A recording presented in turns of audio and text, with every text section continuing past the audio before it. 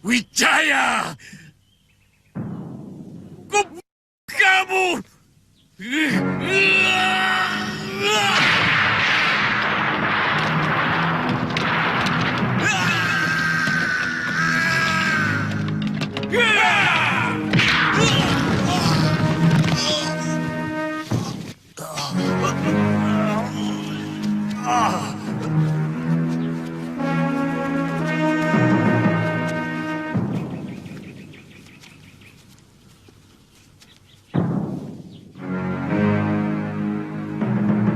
Kebumikan Sang Prabu bersama-sama Arda Raja dengan penghormatan yang layak.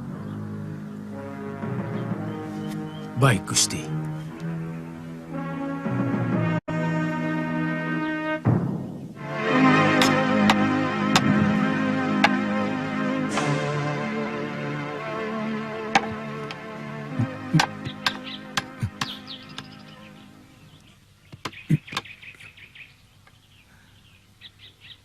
Aku malu bertemu ibumu, Wuni.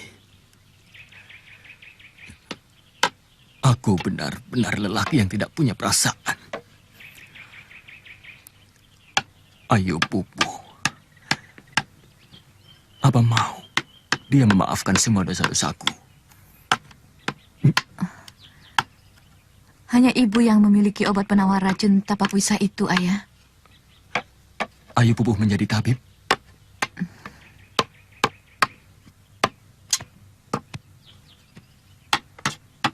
Ya, ceritanya sangat panjang, Ayah.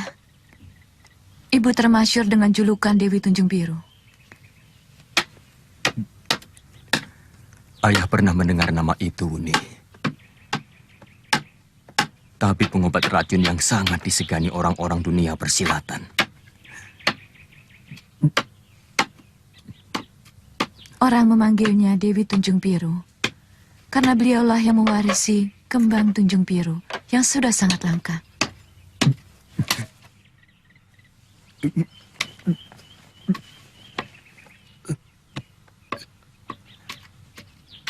Tapi kita harus minta izin Gusti Sanggarama Wijaya, Wuni.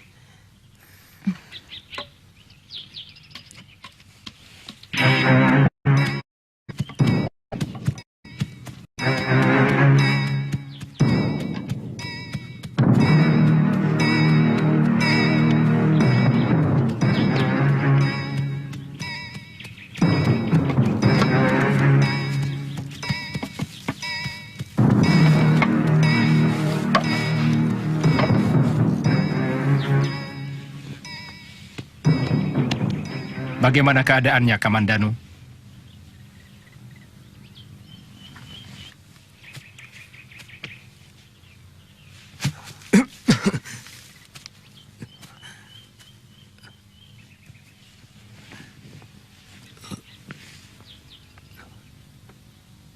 Tidak apa-apa, Gusti. Mungkin ini sudah kehendak Dewata. Mempertemukan hamba dengan wanita yang hamba cintai. Tapi selama ini, hamba lupakan.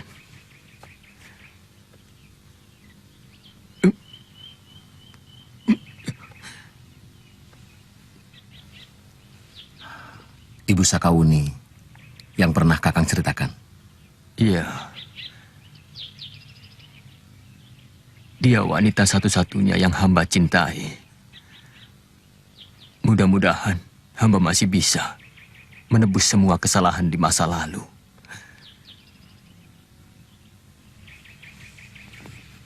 Mungkin ini pemberian Dewata atas dharma Kakang selama ini.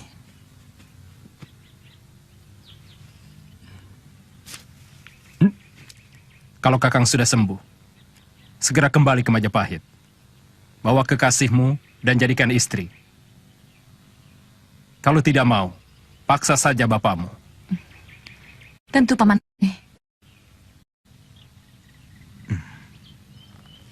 Hamba mohon pamit, Gusti.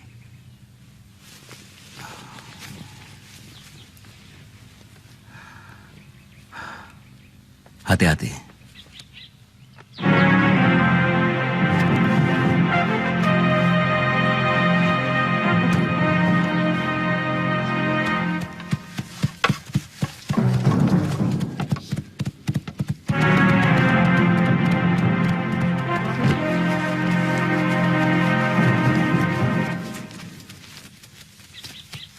Sepertinya kita masih harus tinggal di tempat ini beberapa hari lagi, Panglima. Ternyata Raja Jawa sangat kaya. Banyak sekali benda-benda yang terbuat dari emas. Tidak apa-apa. Paling cepat Tuan Wijaya baru sampai di Majapahit. Dalam 2 atau 3 hari lagi. Maaf, Tuan Panglima mengizinkan Tuan Wijaya meninggalkan tempat ini. Mereka akan mempersiapkan peralatan untuk menyambut kita. Di sana dia akan membuat surat pernyataan takluk untuk Baginda Kubilai Khan. Apa tidak membahayakan? Jenderal Kauseng pikir mereka akan berani melawan kita. Dan lagi, saya ikutkan 200 bala tentara untuk mengawal. Saya yakin mereka akan mampu menangani tentara Jawa itu. Kita sama-sama belum mengenal watak bangsa ini. Apa yang ditakutkan dari sekelompok orang yang hanya pandai menyembah dan tampaknya selalu patuh? Siapa tahu mereka berfalsafah angin yang bisa menyejukkan. Tapi tanpa terduga, mereka bisa berubah menjadi taufan yang sangat mengerikan. Falsafah angin hanya milik penghuni gurun dan padang rumput. Itu adalah kita. Angin ada di mana-mana, Panglima. Kita harus ingat bahwa Raja Tumapan yang berani menentang Baginda Kaisar adalah juga seorang penakluk. Mereka berhasil mengalahkan negeri Bali, Madura, Bakulapura, Sunda dan juga Suwarnabumi, yang selama ini selalu minta perlindungan Baginda. Kita hancurkan semua yang berani melawan kita.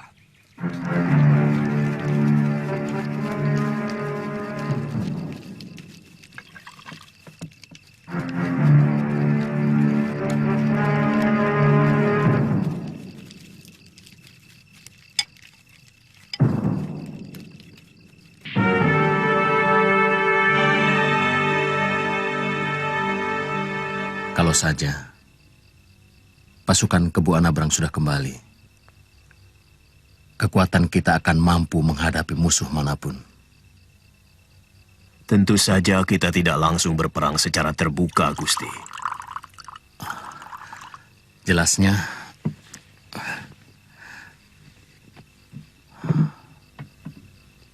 Bagaimana, Paman?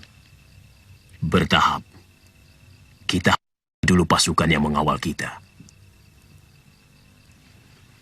Apakah terhormat membokong mereka seperti Aswatama membokong keluarga Pandawa ketika mereka beristirahat? Tapi Gusti, bagaimanapun juga, sikap mereka kepada kita tetap bermusuhan. Mereka masih mencurigai kita. Buktinya, sejak sampai sekarang ini, mereka masih tetap mengawasi kita dengan menyertakan pasukan mereka yang sangat pilihan dengan dalih untuk melindungi kita. Betul, Gusti. Kalau kita lihat betapa cermatnya perwira Yungfo mengamati kekuatan kita. Tapi kita tidak akan mengadakan perang secara terbuka. Harus ada sebab. Yaitu sebab yang kita rekayasa. Sebaiknya, kita menempatkan diri pada pihak yang diserang. Sehingga secara akal sehat, kita punya alasan yang kuat bahwa kita sedang mempertahankan diri. Pasukan Ikemisi dan Jenderal Sipi pasti akan menyerang kita habis-habisan. Kita susun rencana khusus sesudah kita tiba di Majapahit.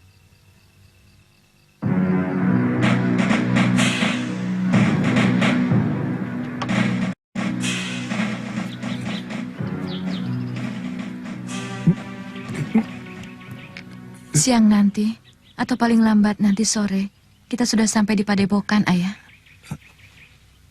Ayah sudah beberapa tahun tidak bertemu ibumu. Tentu pangling. Ibu tampak awet muda, Ayah. Ibumu yang pangling kepada ayah.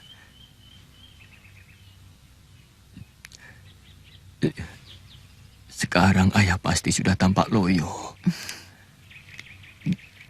Ayah juga belum tampak tua. Kita sudah siap berangkat, Kakang Kamandanu.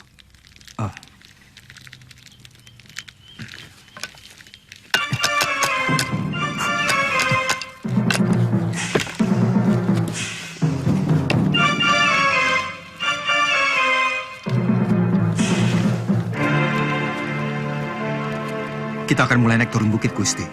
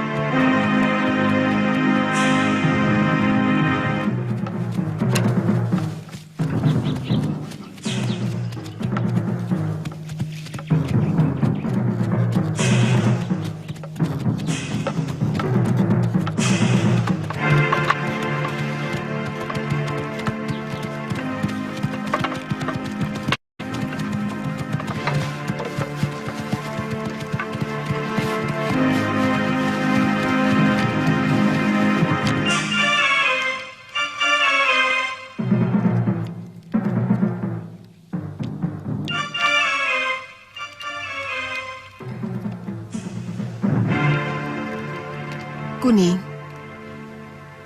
kelihatannya ada tamu sedang datang kemari.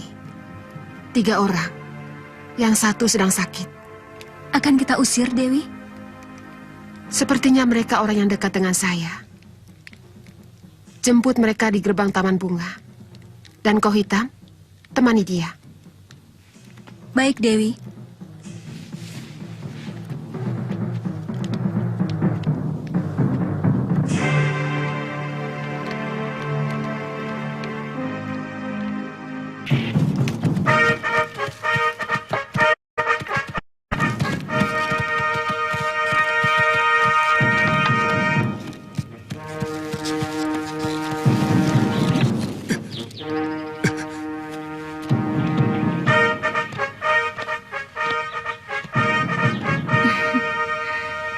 Ibu di dalam sanggar, Tunjung Kuning? Benar, Dewi. Guru yang menyuruh kami berdua menyambut Dewi dan Arya.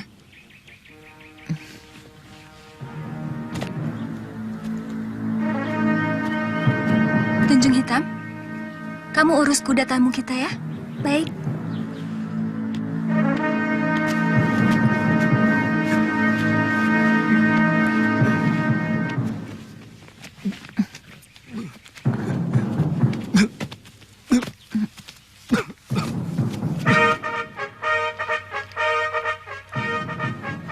Mau apa dia kemari? Lelaki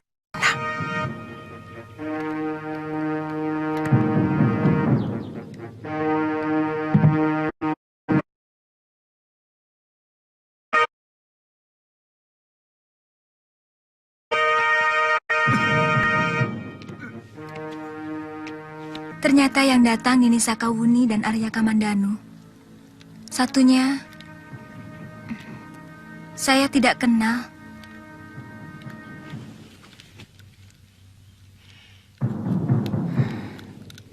yang mereka bawa, makhluk yang paling berbahaya untuk wanita seperti kamu.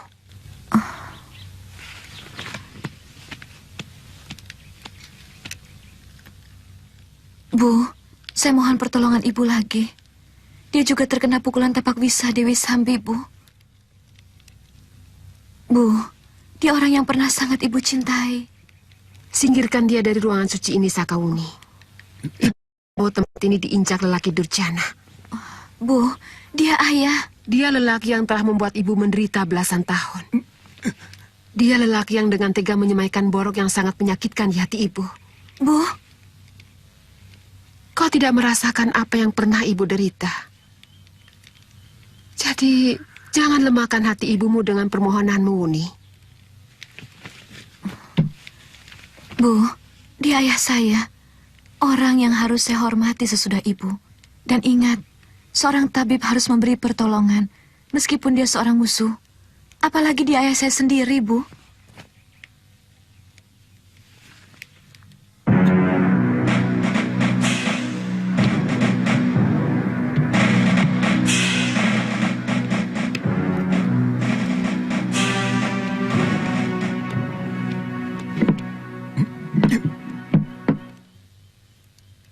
Kamu tidak punya ayah, anakku.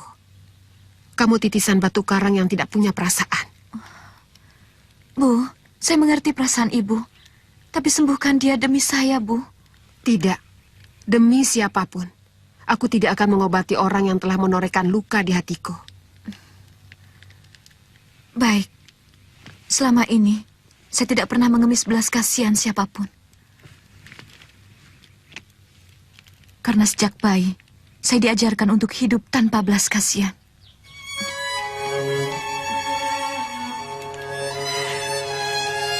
Kamu menyalahkan aku, Sakawuni.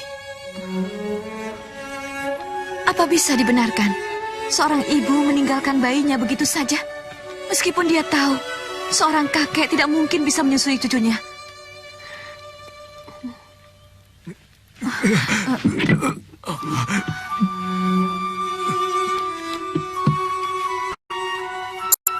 Dia yang memaksa aku melakukan itu. Dia membebani aku dengan rasa malu yang menggumpal di perutku. Berbulan-bulan, aku harus sembunyi dari cercaan tetangga. Berbulan-bulan, aku menangisi kebodohanku untuk menunggui orang yang katanya mencintai aku.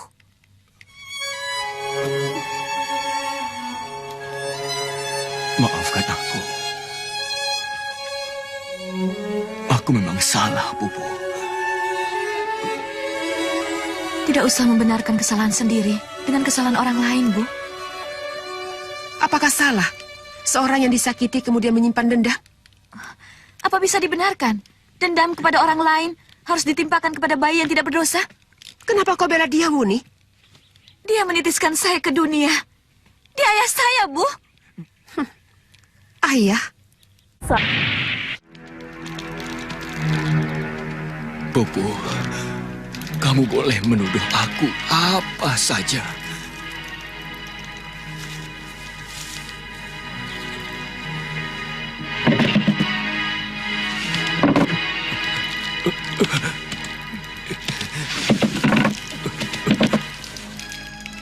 Aku laki-laki yang tidak bertanggung jawab. Aku laki-laki yang telah menghancurkan hidupmu. Dan laki-laki yang telah menelantarkan anakku. Tapi tolong, jangan sebut aku sebagai durjana yang telah menodai kamu, Pupu. Apa yang telah kulakukan kepadamu benar-benar karena aku sangat mencintaimu.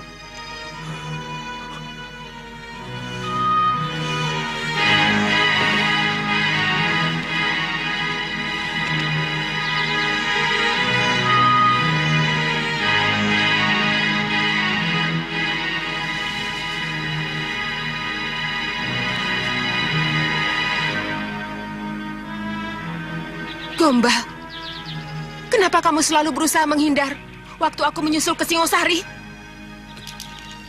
Yang tidak kamu pahami adalah bahwa aku juga seorang prajurit. Sebagai manusia, aku hanya mencintai kamu, Pupu. Tapi sebagai prajurit, istriku adalah senjata dan negara adalah kekasihku. Ketika negara menuntut tanggung jawabku,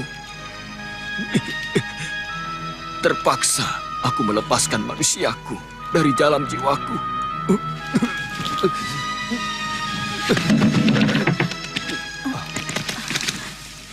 Ayahmu pingsan lagi.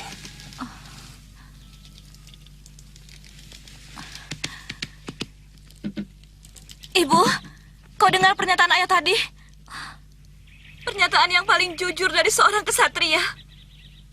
Kalau ibu benar-benar seorang manusia, ibu pasti bisa memaafkan ayah. Ibu. Baik. Ibu yang mengajarkan saya supaya tidak mengakui banyak kapuk sebagai ayah saya. Maka, saya pun bisa tidak mengakui Ayu Pupu sebagai ibu saya. Buni, keadaannya makin gawat. Kemarilah. Ayah. Kita salurkan tenaga dalam kita. Ayo.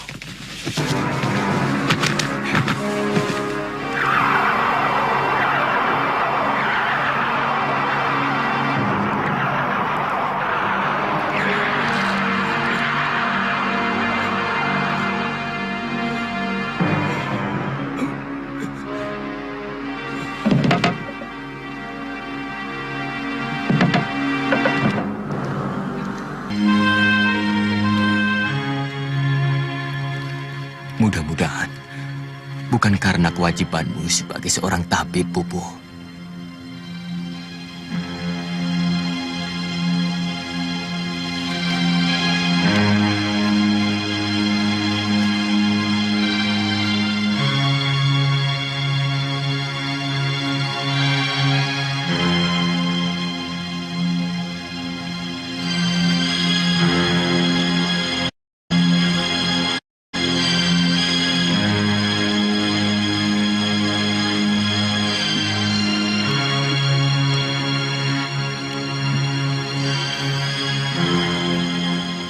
Maukah kamu memaafkan semua kesalahanku, Pupu?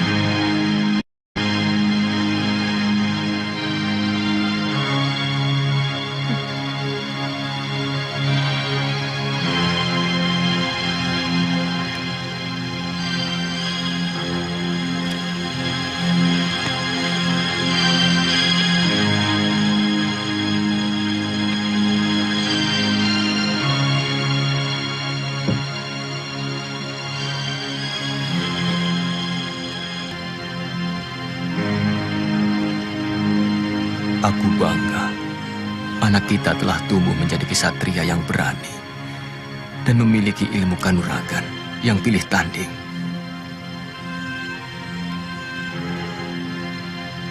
Sebenarnya, Kita harus meminta maaf kepada Sakawuni. Kita yang telah membuat dia menderita selama ini. Sedikit pun kita tidak pernah berpikir bahwa masih ada yang lebih menderita karena perbuatan kita. Iya. Kamu ingin memperbaiki kesalahan itu, Pupu.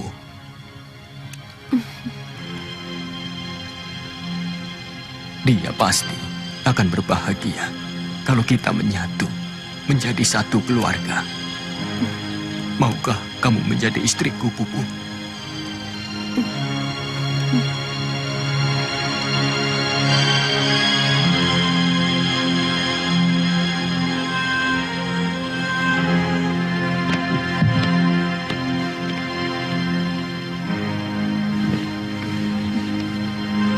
Disaksikan Dewata. Satukan ikrar kita sebagai suami istri. Aku tahu umurku tidak akan lama lagi, Pupu. Aku ingin perpisahan menjadi perpisahan yang jernih, tanpa secuil pun dendam.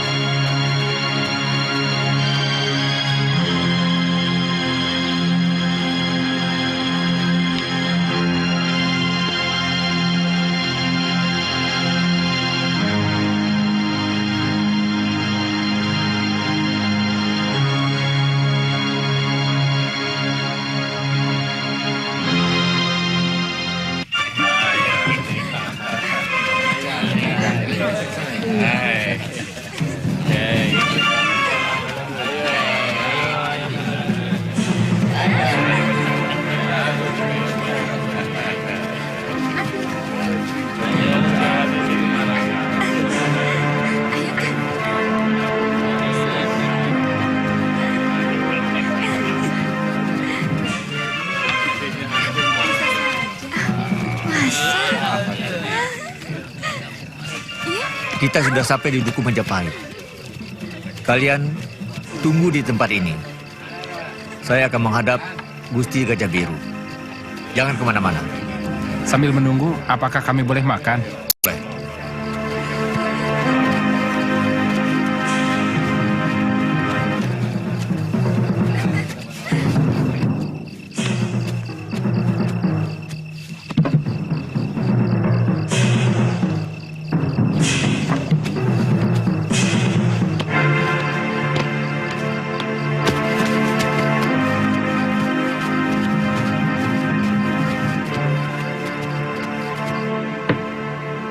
Silakan, Gusti.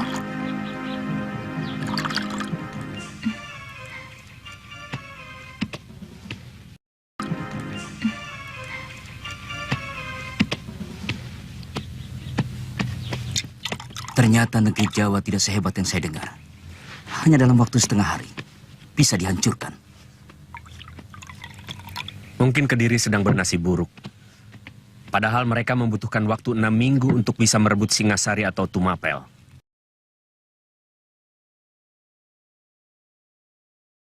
Lebih unggul, dia yang akan memenangkannya. Nasib penolong orang hanya sekali, tapi siasat akan menolong kita beribu-ribu kali.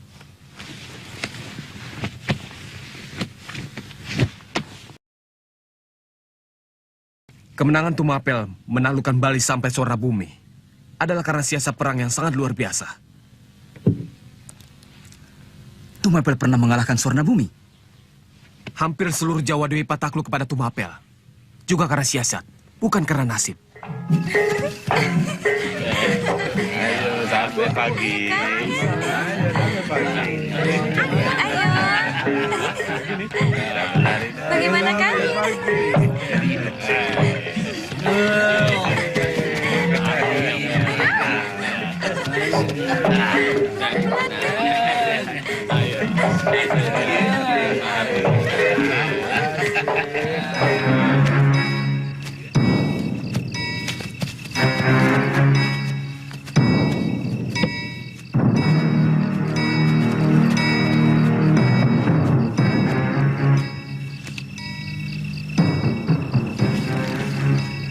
Kalau Gusti sudah siap, kami akan memulai. Mereka sudah mulai terpancing. Kamu mulai saja. Rapodang dan Gajah Biru sedang menempatkan pasukannya. Baik, Gusti.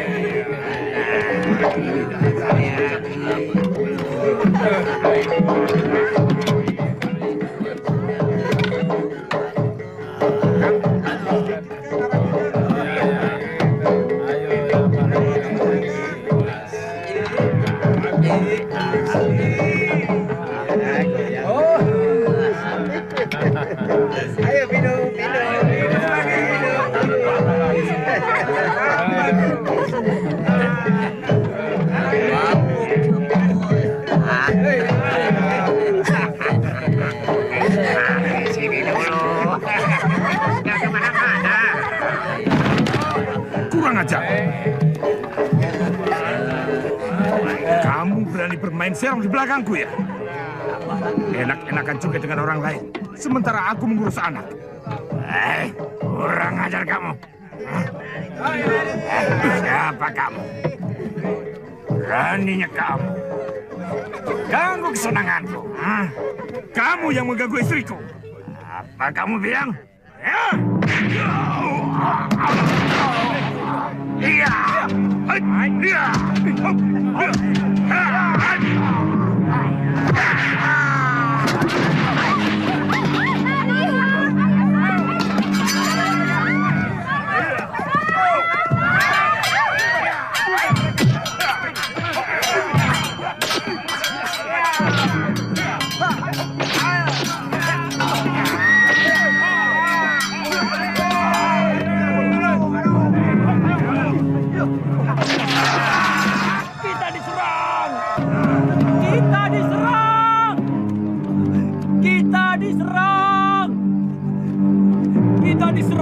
Siapa yang menyerang? Orang Tumapan. Tumapan? Pengkhianat.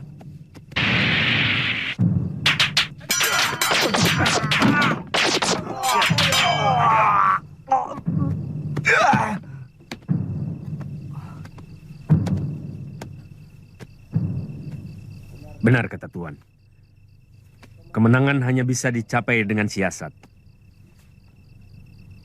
Dan itulah siasat kami. Licik! Licik dan cerdik berbeda hanya karena tempat. Menurut Tuan ini licik. Kurang ajar. Tapi bagi kami ini kecerdikan. Kami tahu bahwa pasukan Tuan bertugas untuk menikam kami dari belakang. Kalau kami sudah tidak diperlukan lagi. Kurang ajar.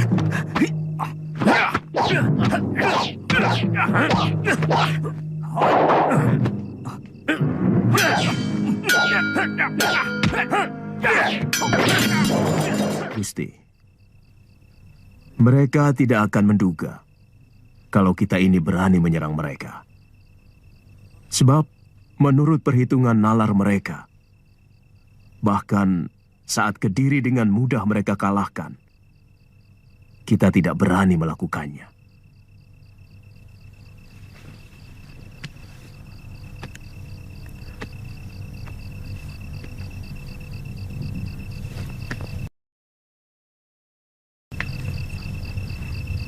Pasukan kita cukup kalau dibagi dua.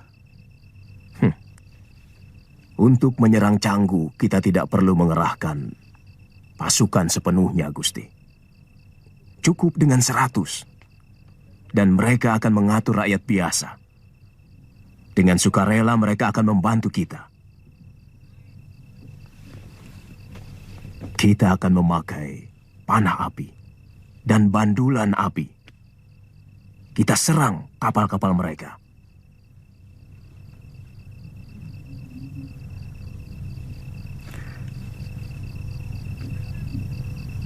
Sekarang masalah Kediri. Tolong yakinkan kepada saya, bagaimana pasukan kita bisa menang melawan pasukan kita Nagari yang kuat dan tangguh. Saya percaya dengan serangan dadakan, Gusti. Kemenangan kita kemarin sebagian besar karena serangan dadakan dari seluruh penjuru itu. Tapi kekuatan kita cukup besar karena kita bergabung dengan pasukan kita Nagari. Tapi ingat, Raden, kekuatan pasukan Prabu Jayakatwang saat itu hanya kurang lebih 100.000 prajurit. Sedangkan pasukan kita Nagari 2.000 orang. Ditambah dengan 5.000 orang pasukan kita.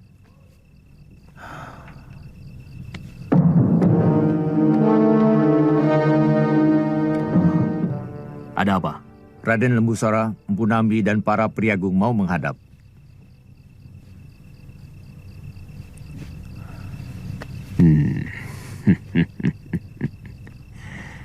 Saya yakin bahwa mereka sudah menyelesaikan pasukan Yungfo dengan baik.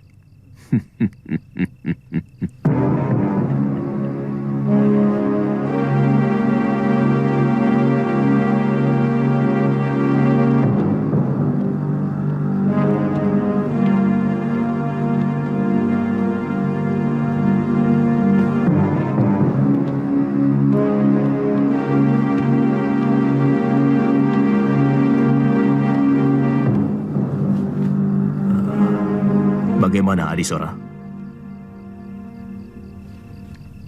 Semua berhasil diselesaikan, Gusti. Kami sedang membuat kuburan untuk 200 orang kita Nagari itu.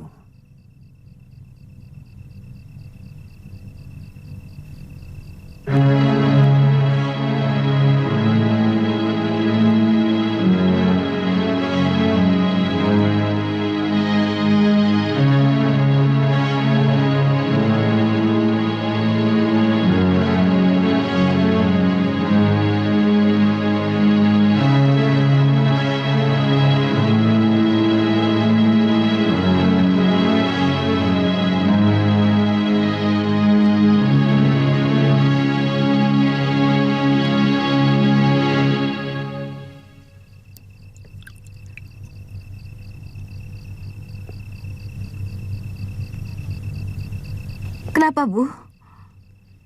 Air dalam bokor ini menjadi coklat. Kenapa? Kembang tunjung biru ini tidak lagi mampu menjedot racun itu. Biasanya air menjadi kehijau-hijauan. Bu.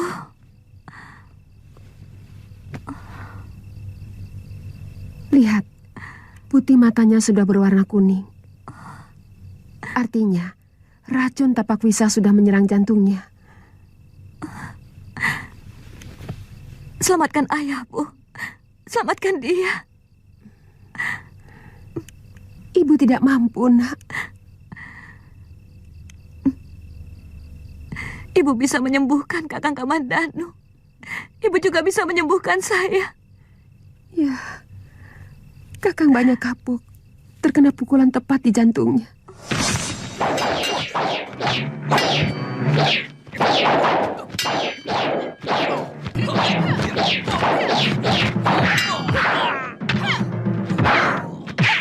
Tapi dia benar-benar luar biasa.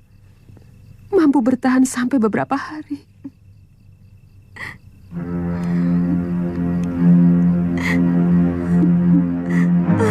Ayah.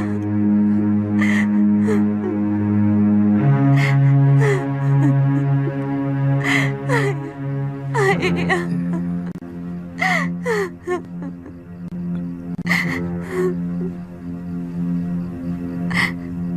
Setiap perjalanan pasti sampai pada tempat tujuan.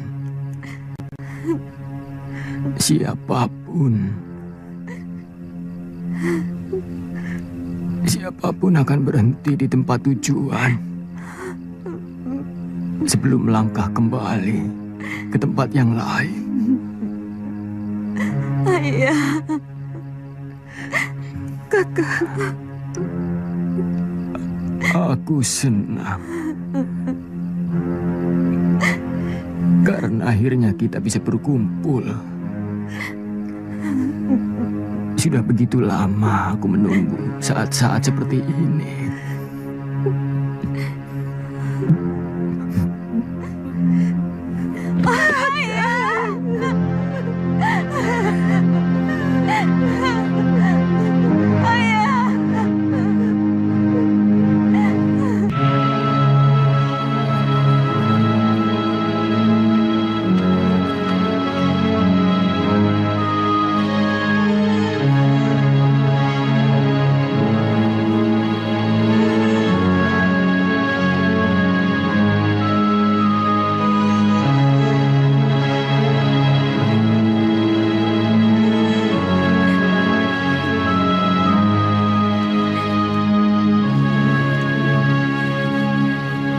Saya akan meneruskan pengabdian ayah pada Gusti Sangkramawijaya.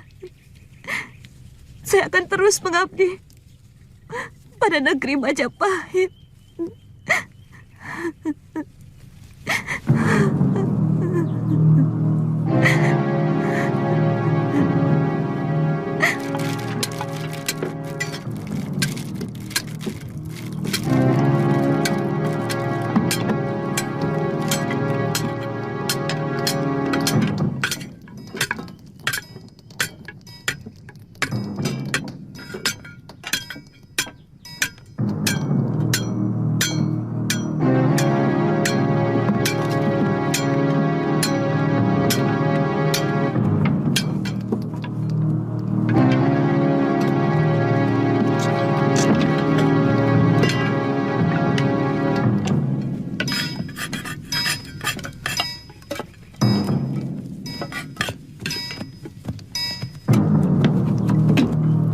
Baru saja Caraka, Telek Sandi kita mengabarkan bahwa pasukan Kitai Nagari sebagian besar masih ada di Kediri.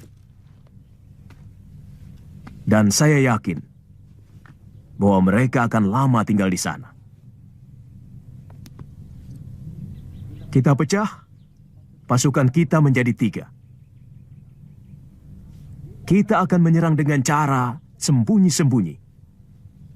Maksudnya, kita tidak perang secara terbuka. Tapi kemudian lari. Dengan cara begitulah, mereka akan mengamuk membabi buta. Dalam keadaan seperti itu, kita akan pancing mereka masuk ke dalam perangkap Wakul Buaya Mangap. Dan semua prajurit sudah memakai panah. Kita hanya menyerang dari 3 jurusan. Timur, selatan, dan utara. Kenapa tidak kita kepung dari segala penjuru saja, Kakang? Kita biarkan pintu gerbang barat Kedaton ini bebas, agar ketika pasukan Kitai Nagari sedikit saja merasa terdesak, panglima mereka akan berpikir untuk lari menuju kapal. Apa itu tidak berbahaya, Paman? Kita akan memberi mereka kesempatan untuk mempersiapkan siasat baru untuk mengadakan pembalasan.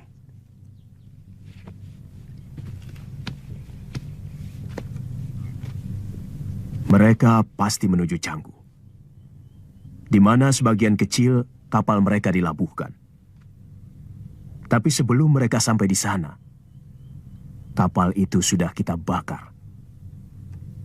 Itu tugas Gajah Biru, untuk memimpin seluruh pemuda sukarela dengan panah api dan pelontar bola api untuk menangani Canggu. Luar biasa. Benar-benar sangat luar biasa. Kita pasti menang. kita pasti menang. Sebaiknya jangan terlalu yakin diri, Halayuda. Kita ini bukan sedang membangkitkan semangat prajurit. Ini pertemuan pimpinan, di mana kita harus memikirkan 5 atau 10 langkah ke depan. Apa yang akan kita lakukan? Kalau misalnya pasukan Tartar itu tetap bergerak menyerang kita, langkah apa yang harus kita tempuh? Itu jauh lebih baik daripada sekedar menghibur diri. Apa yang dikatakan Nabi benar. Rencana yang baik memiliki 5 sampai 10 langkah kemungkinan. Menurut perhitungan saya, mereka pasti akan berpikir meninggalkan Jawa. Begitu kita hancurkan mereka di Kediri dan di Canggu. Maaf Gusti, apa mungkin mereka rela dipermalukan? Siapapun tidak akan mau, Nabi. Tapi mereka pasti memiliki perhitungan untung dan rugi. Saat ini, mereka sudah membawa banyak sekali harta kekayaan Kedaton Kediri. Juga tawanan yang akan mereka jadikan budak. Di samping itu, mereka sudah merasa mengalahkan sebuah negeri yang pernah menaklukkan Singasari, yang pernah menghina kebesaran Sri Kubilai Khan. Jadi, untuk apa mengorbankan pasukan lebih banyak lagi untuk menyerang Majapahit? Ya, itu kemungkinan yang paling menonjol. Tapi kalau mereka kembali menyerang, mereka benar-benar harus membayar lebih mahal lagi, Raden. Kita akan terus melakukan serangan dan lari. Kita akan bersarang di hutan-hutan. Dan kita akan melarang siapapun yang menjual makanan. Dimanapun markas mereka berada, mereka akan kekurangan makanan dan putus asa.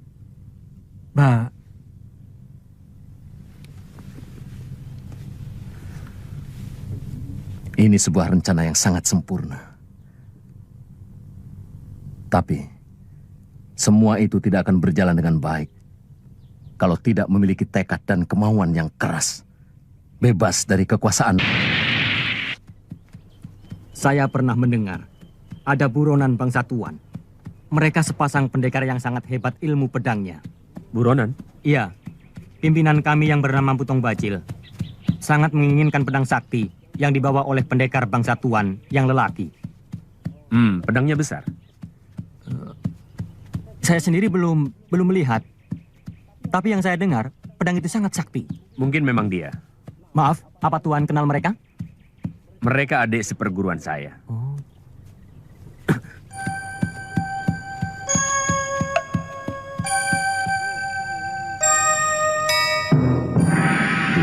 Sang Hyang Penguasa Jagat Raya, lindungilah langkah-langkah kami untuk mengembalikan kembali kejayaan Singasari kepada kami.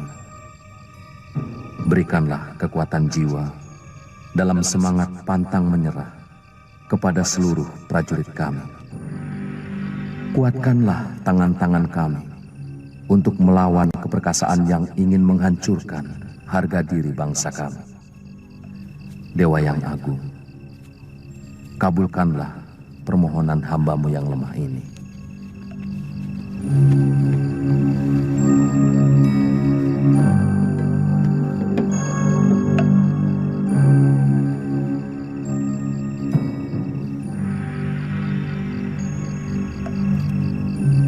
Dinda semua belum tidur. Belum, Kanda. Kami tahu keresahan Kanda. Besok Kanda akan memulai lagi perjuangan suci. Kami sangat menyadari bahwa musuh yang Kanda hadapi adalah kekuatan raksasa. Kami cuma bisa membantu Kanda dengan puja dan pinta kepada Sang Hyang Penguasa Jagat.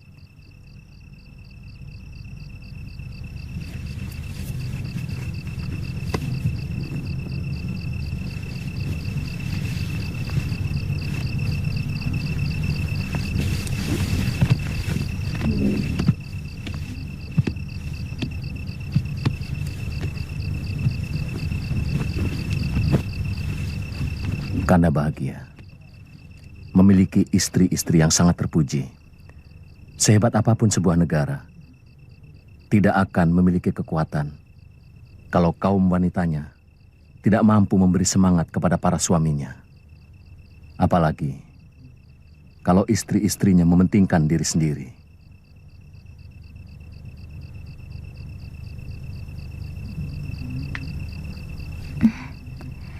Kami akan selalu melakukan sesaji untuk keselamatan dan kemenangan Kakanda.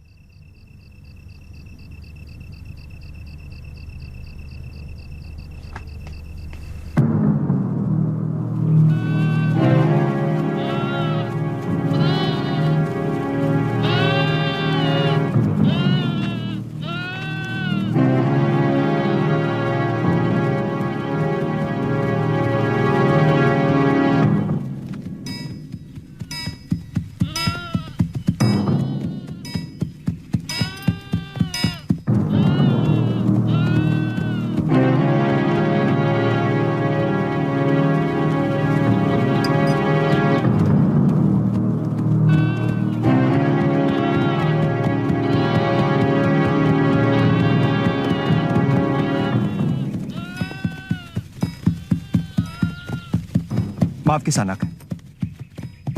Kalian mau kemana? Kami mau ke Majapahit, Den. Kabarnya, Gusti Sanggarmi Wijaya mau perang melawan pasukan dari Kitai Nagari. Lalu kalian mau apa? Kami ingin membantu. Sebab, kata kilurah kami, kalau kami mau membantu, maka nanti kami boleh menjadi penduduk Dukuh Majapahit. Oh, maaf, kalau boleh tahu, Raden ini siapa? Apa mau ikut berperang juga? Kami warga Majapahit. Oh, jadi jalannya betul yang itu toh? Betul. Mari, kami jalan dulu. Ya.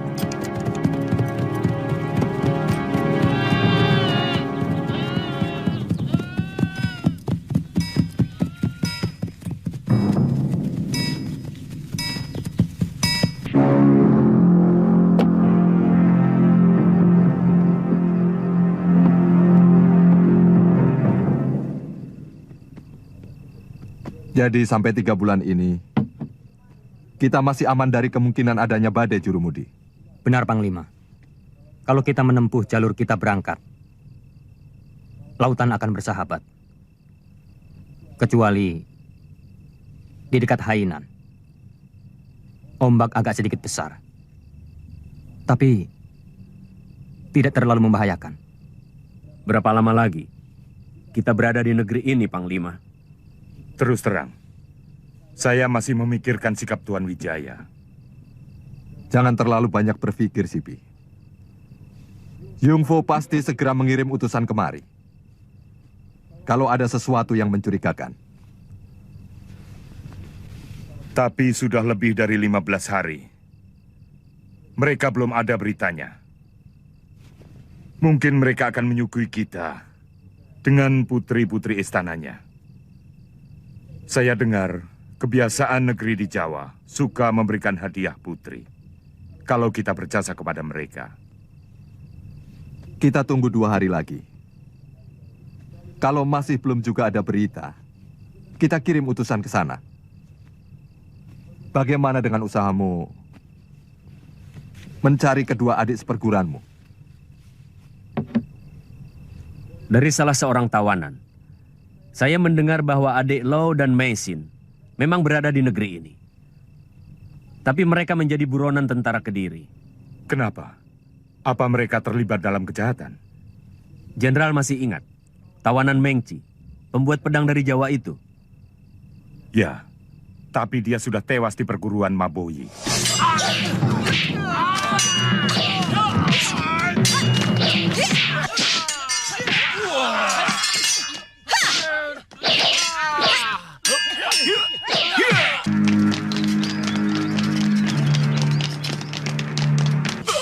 Pak Tua! Ayah! Ayah! Ayah! Ayah!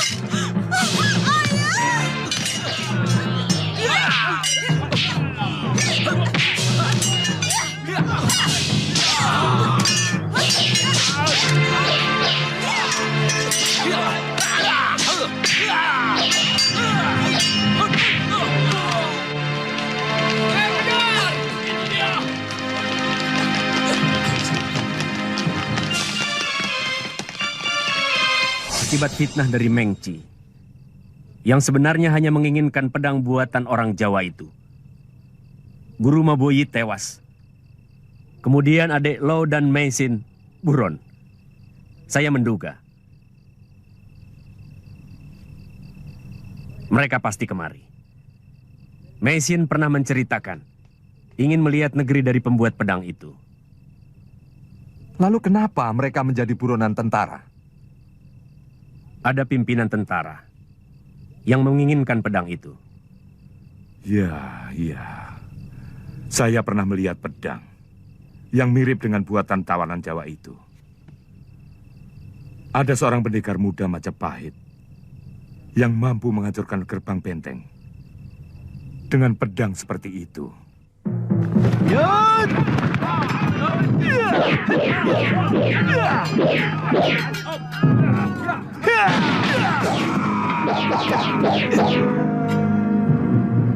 Mungkin ada kaitannya dengan prajurit Majapahit itu. Paling tidak, mungkin pedang buatan tangan yang sama. Atau mungkin pendekar muda itu merebutnya dari tangan Lo Sisan. Saya yakin, ini pasti ada hubungannya. Kalau memang dia dari pasukan Tuan Wijaya, tidak terlampau sulit untuk menemukan dia.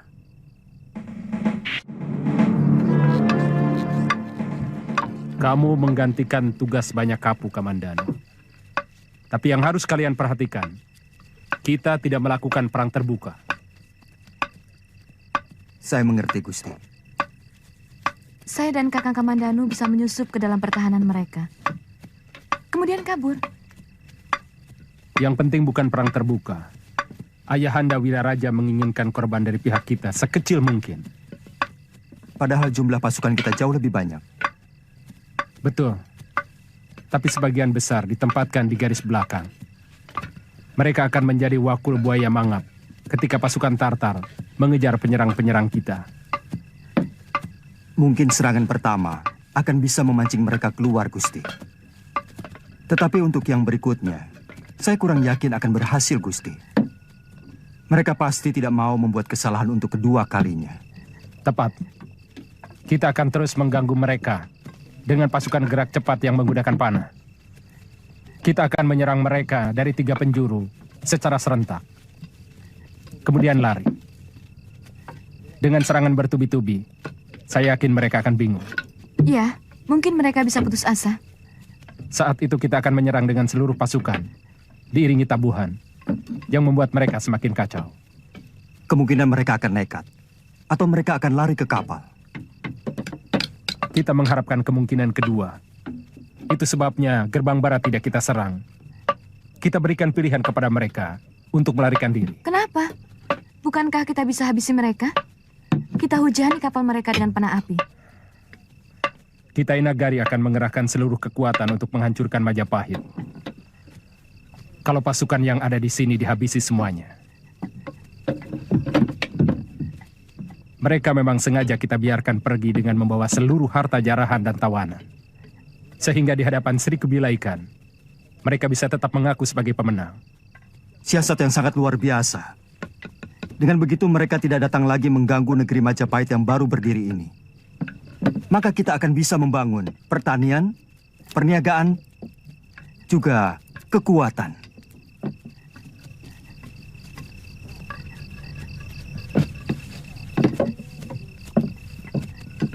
Jadikan tempat ini pusat pertahanan kita. Kita hanya berperang malam hari. Seluruh pasukan penyerang harus selalu sudah kembali ke tempat ini sebelum fajar. Kalau serangan malam pertama gagal. Tapi mudah-mudahan kita bisa menyelesaikan mereka dalam 1 malam saja. Rencana ini supaya dijelaskan kepada seluruh pasukan yang ada. Baik, Gusti.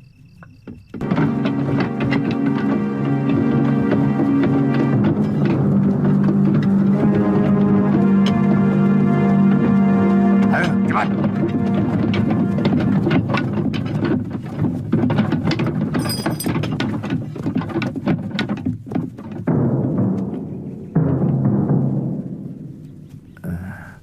Minta sedekahnya Tuan, beras kami sudah habis dirampas.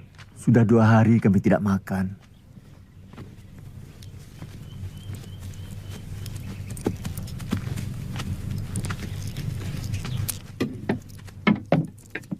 Terima kasih, Tuan. Ternyata di negeri ini pun juga ada pengemis. Di negeri manapun ada kemiskinan. Dimanapun selalu ada yang kaya. Mereka miskin karena ada yang kaya.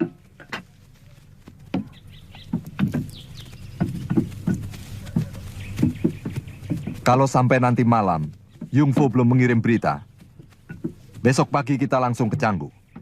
Saya cemas terjadi apa-apa dengan mereka. Jenderal Kosing pasti akan menyalahkan kecerobohan kita. Mudah-mudahan apa yang Jenderal takutkan tidak pernah terjadi.